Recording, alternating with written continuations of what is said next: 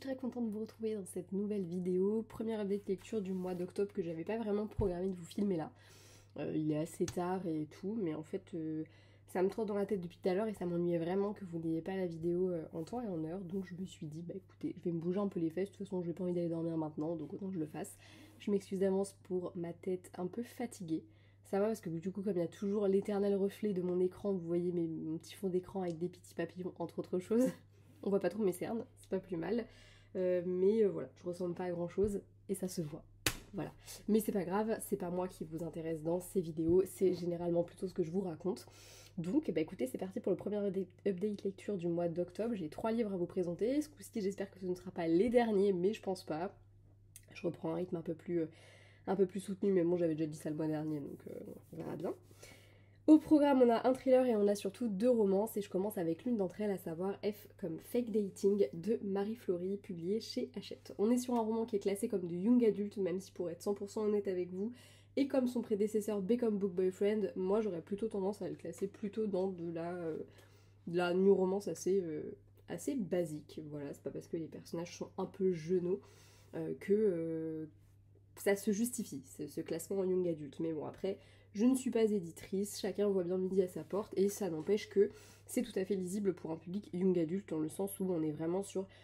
déjà, il y a très peu de scènes olé olé, on n'est pas sur des thématiques qui risquent de choquer les enfants, enfin voilà, c'est pas... Voilà. On est sur du young adulte quand même, donc à partir de 14 ans. Mais voilà, ça se lit tranquillou bilou. Après, ceci dit, moi en tant que personne adulte, ça ne m'a pas dérangé non plus et j'ai pas eu l'impression de lire une histoire avec des marmots complètement, donc voilà, globalement, ça m'a plu quand même. Ce roman nous permet de suivre et de découvrir un peu plus Penny qu'on avait découvert dans son prédécesseur, c'est-à-dire B comme Book Boyfriend, que je vous ai déjà présenté, je ne sais plus exactement quand. Sans doute peu de temps après sa sortie, en tout cas c'était dans le courant de l'année. J'avais beaucoup aimé cette histoire où on découvrait le duo d'amis Penny et Nori qui ont toutes les deux une chaîne Booktube, un compte Bookstagram, etc. C'est des influenceuses littéraires, elles vont à l'université, elles rentrent à l'université. Et Penny est un personnage qu'on déteste un peu, hein. Faut être très honnête, elle est pas hyper fun, Penny. Elle nous casse un peu les couilles, pour être 100% transparente. Et j'avais assez hâte de découvrir la manière dont l'autrice allait la rendre aimable. Parce qu'on est vraiment sur un personnage qu'on n'aime pas, qu'on finit par aimer. Et on finit par l'aimer notamment par le regard d'Emmett. Puisque dans cette histoire, Penny va se retrouver face à face avec son ex et elle va demander à Emmett, qui est du coup le meilleur ami du mec de sa meilleure amie à elle, tout simplement de jouer son faux mec. Et c'est une histoire qui va durer un peu sur le long terme. Elle veut essayer de reconquérir son mec. Elle se dit que la meilleure idée qu'elle ait, c'est tout simplement de faire un fake dating comme elle le lit dans tous les romans qu'elle lit. Du coup, comme elle adore le concept et comme c'est de grandes lectrices, elle est nourrie, elle concocte un petit plan avec Emmett et tout le monde est dans la confidence dans toute leur petite bande. Et voilà, mais évidemment, et comme dans toutes les romances, voilà, les fausses romances généralement finissent par devenir des vraies. Moi j'adore ce truc-là, vous le savez, je vous en ai parlé 1000 fois, c'est quelque chose que j'aime beaucoup dans la romance. J'adore ce truc parce que je trouve que ça permet vraiment à des personnages que parfois tout oppose de se rapprocher, et surtout j'aime le côté, le fait que le faux finisse toujours par devenir vrai. Je trouve ça assez mignon et j'aime beaucoup. Je trouve que c'est un bon moyen de faire monter la tension entre deux personnages et c'est quelque chose que j'adore et je trouve qu'ici c'est complètement réussi. On a cette tension qui va augmenter. Et surtout, ça nous permet de vraiment découvrir le personnage de Penny autrement. On la découvre par le biais d'Emmett, par le regard d'Emmett, qui est quelqu'un qui est hyper positif, qui est tout le temps... Enfin, lui, il déteste les gens qui font la tête, qui sont pas bien, ça le rend malheureux, il aime pas ça, il aime être heureux, il aime le bonheur, il aime la joie. J'ai vraiment adoré découvrir d'ailleurs plus ce personnage. Pour moi, c'est vraiment le book boyfriend idéal.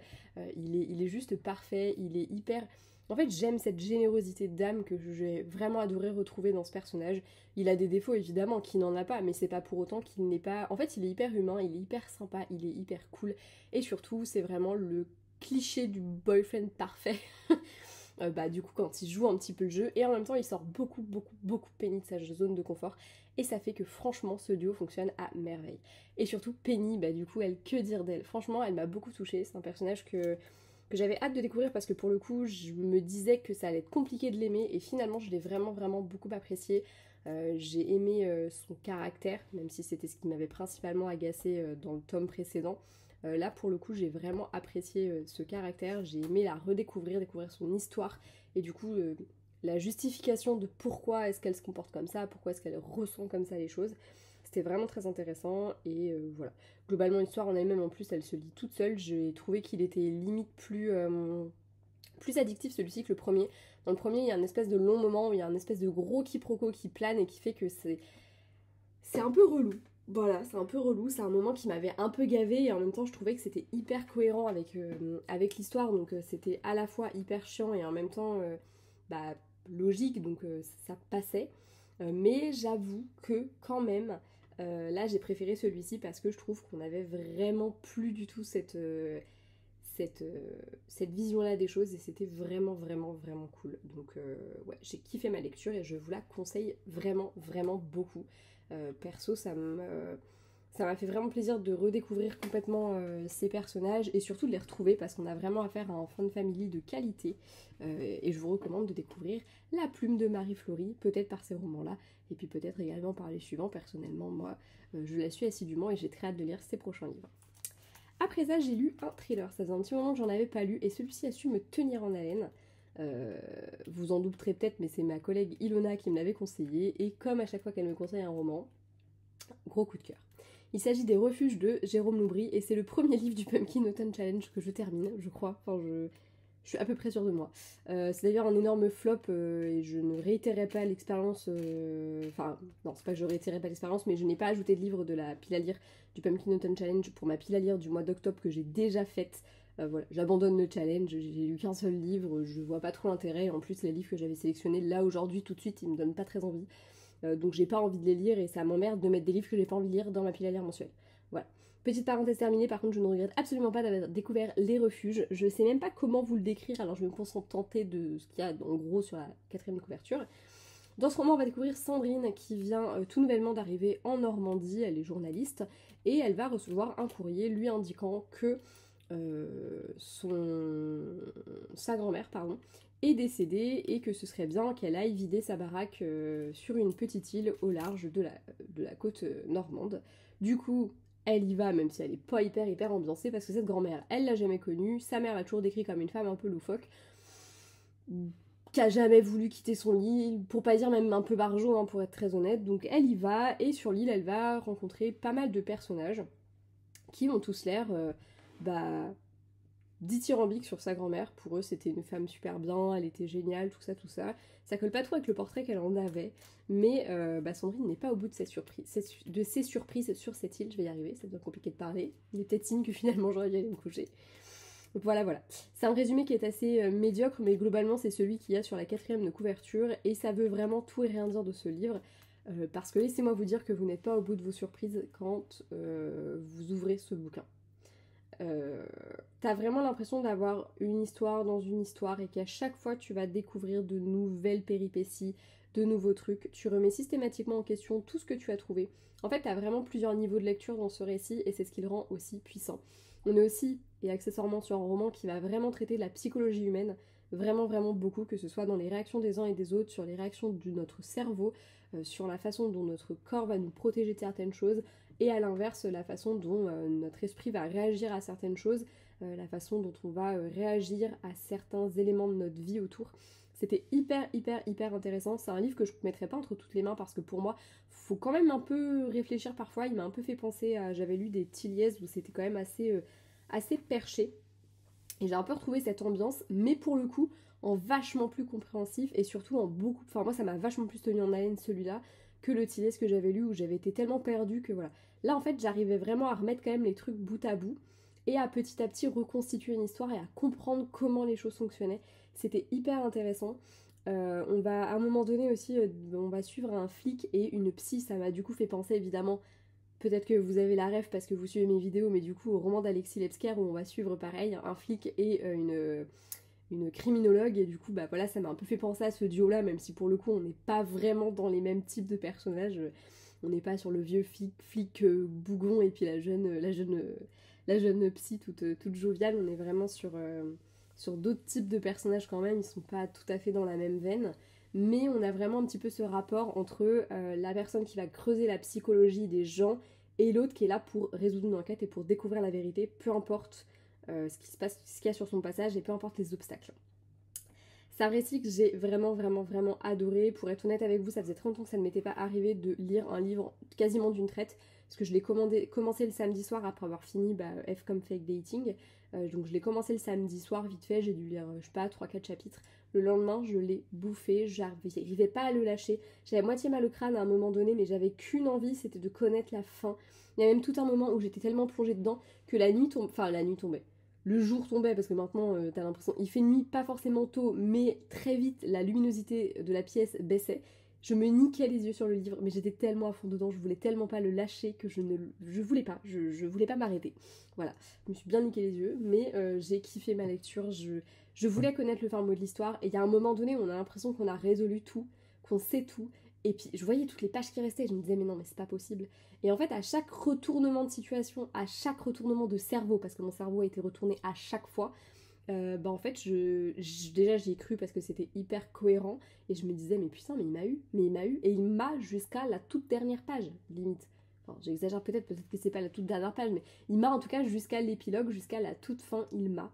Et ça fonctionne de ouf, et c'est génial. Je vous conseille vraiment ce livre. Sachez que Jérôme Loubry, j'en ai un autre de lui dans ma pile à lire, et je crois que je l'ai mis pour le mois de novembre, ou peut-être le mois de décembre, mais en tout cas, d'ailleurs tout à l'heure je crois que je me suis plantée, que j'ai parlé de la pile à lire du mois prochain en disant celle d'octobre, mais en fait celle d'octobre c'est celle que je suis en train de lire. Enfin bref. Tout ça pour dire que c'est sûr que je l'ai mis dans une des deux piles à lire que j'ai préparées là pour novembre et décembre, qui probablement vont bouger d'ici là, mais j'ai déjà commencé un petit peu à réfléchir à ce que j'allais lire. Et ouais, je sais plus ce que c'est que j'ai, mais je crois que c'est les chiens de Détroit, ou les loups de Détroit, ou un truc à Détroit en tout cas, c'est sûr. Et je n'ai même pas relu le résumé, que déjà je sais que je veux à tout prix le lire sous peu, parce que je veux avoir le cerveau retourné comme ça, et parce que j'ai vraiment apprécié la façon dont il plonge dans la psychologie humaine et qu'il explique des choses qui tendraient presque vers l'inexplicable parfois. Et il aborde en même temps des sujets qui sont vraiment pas faciles, on est vraiment quand même sur du thriller, faut quand même s'accrocher de bien des manières, mais je vous le conseille vivement. Voilà. Le dernier que j'ai lu, le dernier roman que j'ai lu, parce que c'est bien de faire une phrase avec complément, objet, direct, je sais pas pourquoi j'ai dit ça, mais vous avez le concept en tête. Bref, avec sujet, verbe, complément, c'est ça que je voulais dire à la base. Je crois que je commence à être un peu fatiguée quand même. Il s'agit de Pour te plaire de Noémie Dany, qui est le 3e volume de la saga des Lefebvre, que je vous présente petit à petit au fur et à mesure de l'année. Dans ce tome-ci, on va suivre Victor, j'ai eu un petit doute comme d'hab, vous connaissez mon amour pour les prénoms que j'oublie aussitôt que j'ai fini le bouquin. Donc on va suivre Victor, qui est le 3e de la fratrie, enfin du coup le 2e d'ailleurs, parce qu'en fait on fait du plus jeune au plus vieux, donc le 3e que l'on suit, mais le 2e dans l'ordre de naissance. Il est cardiologue de métier, et surtout Victor, c'est un grand amoureux de l'amour, hein, il tombe amoureux comme ça. Il vient à nouveau de se faire larguer, puisqu'au bout de 3 semaines de relation, il n'a rien trouvé de plus... de plus fou, de plus normal que de demander en mariage sa nana dans le rayon du supermarché. Évidemment, elle lui dit non et elle le largue. Et il se retrouve un peu comme un con à se dire, il y a peut-être quelque chose qui cloche quand même un peu chez moi. Après un coup de fil avec son plus jeune frère Baptiste, il va tout simplement se faire la remarque que peut-être qu'en effet, il a un peu de mal à devenir ami avec les nanas, il a un peu de mal à ne pas s'emballer dans ses relations avec les nanas, et il va télécharger une application pour rencontrer des gens.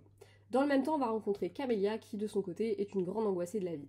Elle a sa propre boutique, notamment elle est couturière, et elle a sa boutique de robes de mariée, entre autres choses, même si elle fait d'autres petits types de robes, qu'elle tient avec sa sœur, qui est une de ses employées, et elle travaille également avec son cousin. Mais en dehors de son cercle familial, elle côtoie pas grand monde. La preuve, c'est qu'elle aussi, elle vient de se faire larguer parce que, en fait, ses angoisses ternissent beaucoup ses relations. Elle a beaucoup de mal à lâcher prise, à faire confiance. On va comprendre petit à petit aussi pourquoi dans le roman. Et ils sont voisins dans le train, elle et Victor. Elle est au bord de faire une crise d'angoisse et il va un peu la calmer.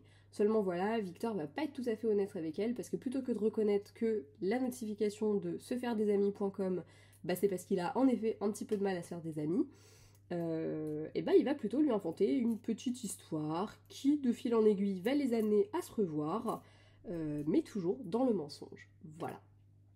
Bref, je vous épargne les détails parce que je veux vraiment que vous découvriez cette saga, elle est vraiment géniale et j'espère vous avoir donné un minimum envie de découvrir ne serait-ce qu'un seul de ces 3 tomes que j'ai déjà lus. Le 4e est dans ma pile à lire et croyez-le ou non mais j'ai très hâte de le découvrir, d'autant plus qu'on va attaquer avec celui sur lequel on sait le moins de choses depuis le début parce que Robin c'est le plus discret, donc là j'ai trop hâte.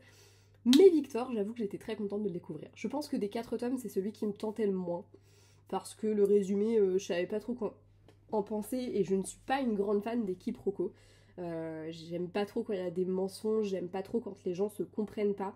Bon là en l'occurrence on est vraiment plus sur du mensonge que sur du quiproquo, mais en même temps c'est un quiproquo qui a mené au mensonge et je trouve que des fois quand ça dure trop longtemps dans un roman ça m'énerve. Là en l'occurrence la façon dont c'était fait ça m'a pas agacé, ça m'a juste foutu les nerfs de me dire putain mais dis-lui, j'avais qu'une envie c'était de le secouer, de lui faire mais qu'est-ce que t'as à perdre, parle-lui-en maintenant, ce sera mieux. Parce que là il s'est vraiment foncé dans ses mensonges et c'est ce qui fait probablement que j'ai un peu moins aimé ce tome là. Par contre j'ai adoré Victor, j'ai trouvé que c'était un personnage qui était hyper intéressant, il a vraiment tendance à se cacher sous une espèce de façade en permanence et j'ai aimé le fait qu'avec Camélia, du coup il se révélait complètement. Il a vraiment... En fait, comme il se cachait derrière un mensonge, ça lui permettait d'être lui-même. C'est d'ailleurs tout le sujet du roman. Et c'était hyper intéressant. C'était vraiment très beau à voir, de le voir se découvrir avec son côté un peu loufoque, ses blagues un peu cheloues. Enfin voilà, il fonctionne trop bien comme personnage et c'était très intéressant. Quant à Camélia, elle m'a énormément touchée. C'est un personnage qui permet vraiment d'aborder les angoisses et les insécurités. Et je trouve que c'est très bien traité par l'autrice. Je ne sais pas si elle est elle-même sujette aux angoisses, mais en tout cas j'ai vraiment eu l'impression de vivre avec Camélia ses crises d'angoisse, ses moments de doute, ses peurs, sa manière vraiment de ressentir les choses, elle était vraiment très bien faite. Et pour ça je voudrais remercier l'autrice parce que c'est pas toujours facile de retranscrire des angoisses. Et là en l'occurrence j'ai vraiment eu l'impression de les vivre et j'ai trouvé que c'était cohérent. Même plus tard, même au fur et à mesure de l'histoire, même si on voit qu'elle travaille dessus, ça disparaît pas complètement, ça disparaît jamais, même dans l'épilogue, on comprend qu'elle a encore des angoisses et que voilà, c'est une personne angoissée de nature, elle le sera toujours. Et je trouve que c'est hyper important parce qu'on a un peu trop tendance, surtout dans la romance, à faire un peu parfois disparaître les traumas des personnages parce que oh, ça y est, maintenant tout va bien quoi.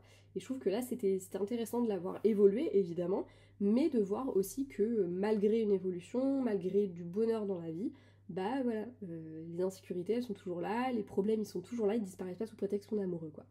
Voilà. Je vais pas en dire trop parce que j'aimerais vraiment que vous découvriez cette saga et en tout cas ce tome là qui est vraiment très cool. Je trouve que le titre Pour te plaire prend vraiment tout son sens quand on découvre les personnages. Je vous conseille encore une fois, je pense que c'est la 5e fois que je le dis, de découvrir cette saga qui est vraiment très cool.